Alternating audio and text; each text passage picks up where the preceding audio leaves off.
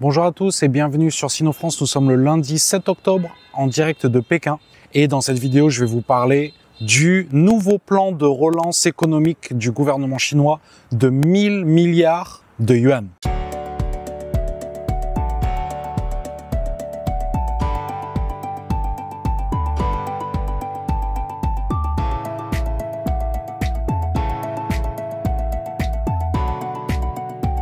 On sait pour quelles raisons en fait ça a été fait. L'économie chinoise ralentit et ça notamment c'est à cause du Covid. Qu'est-ce qui va se passer concrètement et d'où sort cet argent? Je voulais vous dire en fait tout ce que j'ai trouvé, ça concerne que des sources chinoises en fait. Voilà. Donc voilà, vous savez Sinofrance, moi j'essaye de trouver des sources chinoises. C'est ce que je fais sur la chaîne. Pour justement essayer de vous donner des clés de compréhension autres que ce que vous voyez sur BFM TV, sur les médias occidentaux en fait. Là, j'ai pris des notes et voilà, tout ce que j'ai, c'est des sources chinoises encore une fois. Et vous allez voir qu'au final, en fait, il y a le pour et le contre. Donc, ce n'est pas du tout ce qu'on entend en Occident. Là, franchement, à chaque fois que je parle à des gens de ma chaîne, des abonnés de ma chaîne, ils me posent des questions sur la Chine. Mais vraiment, c'est incroyable, quoi. C'est incroyable. On m'a demandé, oui, est-ce que tu peux jouer aux jeux vidéo en Chine? Est-ce que la PS5 est disponible à l'achat en Chine? Est-ce que l'iPhone 16 est disponible à l'achat en Chine? Enfin voilà, c'est vraiment incroyable les idées préconçues qu'on a sur la Chine. Ou alors oui, je peux pas voyager librement en Chine, la police va venir me voir si je suis dans la campagne.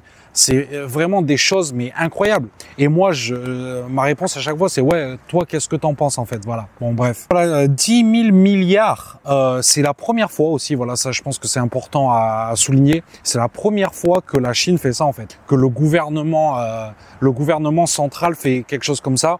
On est habitué avec l'Europe, le Japon et l'Amérique, c'est la planche à billets, c'est ce qu'ils font. Et la Chine, en fait, n'a jamais fait ça. C'est la première fois qu'ils font ça. Et bon, je pense que vraiment, c'est une bonne chose parce que l'économie, c'est vraiment le cœur de la Chine. Sans économie, en Chine, il y a rien. Donc c'est parti. D'où viennent ces 10 000 milliards? Voilà, on va commencer par là. Et encore une fois, tout ce que je vous dis là, c'est des analystes chinois qui l'ont dit. Contrairement à l'annonce directe de plans de relance spécifiques dans le passé, la position du gouvernement semble cette fois-ci plus prudente. Et il n'y a pas clarifié la composition spécifique et la méthode de mise en œuvre des 10 000 milliards, ce qui a déclenché diverses spéculations et interprétations sur le marché. Bon alors pour commencer, ces dernières années, c'est quoi concrètement la Chine? Qu'est-ce qu'elle a fait? Donc concrètement, les infrastructures, surtout les trains à grande vitesse, les autoroutes, les ports et les aéroports. Là, on a vu, par exemple, ça a fait le tour du monde, le nouvel aéroport de Pékin à Dachine. Voilà, c'est un monument le truc. C'est vraiment une merveille. J'y suis allé plusieurs fois moi-même. C'est vrai que c'est ultra fluide, c'est flambant neuf, ça va super vite comparé à l'ancien aéroport de Pékin qui est plus au nord. Bon, celui-là, ça reste quand même le numéro 1 parce que bon, géographiquement, c'est un peu plus facile. Mais en niveau temps, au final, ce que vous perdez en allant au nouvel aéroport, vous le gagnez au niveau de la logistique des infrastructures en fait. Et donc en fait, ce nouveau plan de relance, il va comporter la 5G. Voilà, donc là on l'a vu, hein, la Chine a été première au niveau de la 5G mondialement. Là, ils vont continuer les efforts dans cette direction.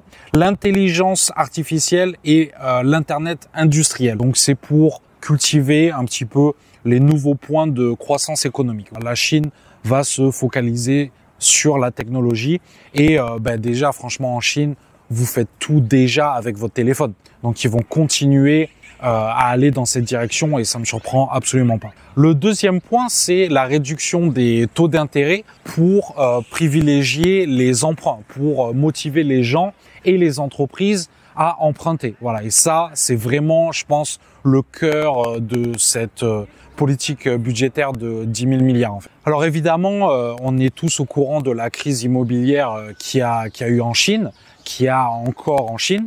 Donc c'est un petit peu, si vous voulez, le talon d'Achille de la politique budgétaire chinoise en fait, de l'économie chinoise. Et là, du coup, ils vont travailler sur ça. Concrètement, en quoi ça consiste? En fait, voilà, ils vont encadrer un peu plus le marché de l'immobilier. Voilà, c'est tout. Donc, ils vont limiter la spéculation. Et puis bon, voilà, c'est normal. C'est normal. La Chine, ça reste un pays en voie de développement. Ce n'est pas tout comme en France. Voilà, en France, c'est trop compliqué. C'est trop compliqué. En Chine, c'était trop facile. Voilà, donc là, ils essayent un petit peu d'équilibrer les choses. Donc voilà, moi, j'essaye de vous simplifier un petit peu la situation de ce qui se passe. Mais en réalité, concrètement, c'est ça qui est en train de se passer.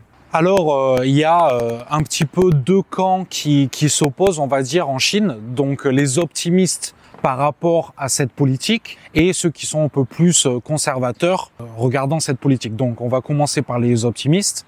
Les optimistes soulignent également que la Chine dispose d'un système industriel complet. Donc, moi, ça, j'arrête pas de le dire. D'un marché d'une taille énorme et d'une population travailleuse et intelligente, et aussi formée, je rajoute formée. Ce sont des conditions favorables au développement économique. Sous la direction du gouvernement, l'économie chinoise sera sûrement en mesure de surmonter les difficultés actuelles et parvenir à un développement de haute qualité. Voilà. Ensuite, prudence, donc ça c'est le camp conservateur.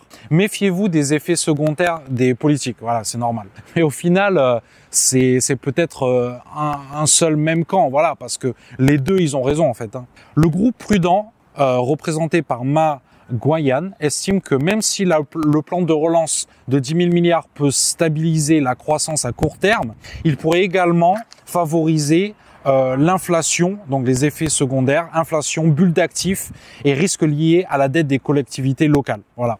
Alors il faut savoir que justement, en Chine, vraiment les collectivités locales, c'est elles qui génèrent le plus d'argent, qui ont le plus de liquidités. Donc c'est vraiment quand même un secteur à préserver. Voilà, les gouvernements locaux, c'est un secteur à préserver.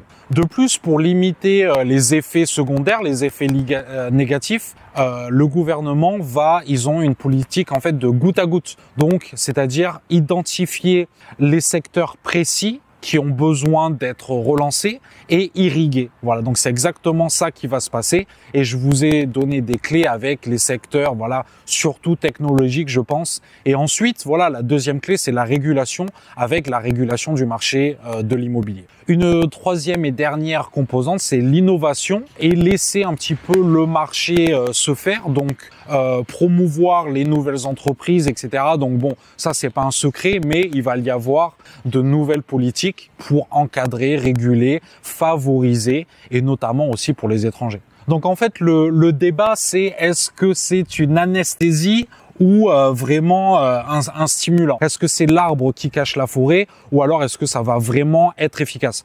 La conclusion de tous les experts, c'est qu'est-ce qui va être fait avec cet argent concrètement? Est-ce que c'est pour développer, pour relancer l'économie? Connaissant la Chine, et je pense qu'on va tous être d'accord là-dessus, quand ils ont des plans de relance ou même parce que là c'est le premier de l'histoire, mais quand ils ont des gros plans comme ça, c'est vraiment pour développer, c'est pour créer de la valeur ajoutée. Moi, personnellement, je suis absolument pas inquiet. Bon, là, on a vu les marchés boursiers exploser suite à ce plan de relance, mais bon, c'est temporaire. Ce qu'il faut faire, c'est transformer l'essai sur le long terme, évidemment. Voilà. Bon, ben, écoutez, les amis, dites-moi ce que vous en pensez dans les commentaires. Comme d'habitude, n'hésitez pas à soutenir la chaîne. N'hésitez pas aussi à me contacter si vous avez des plans d'expatriation ou tourisme ou ce que vous voulez. Voilà, contactez-moi. J'ai toutes les informations disponibles. Voilà, WeChat, email, WhatsApp, ce que vous voulez. Voilà les amis, je vous dis à bientôt. Ciao.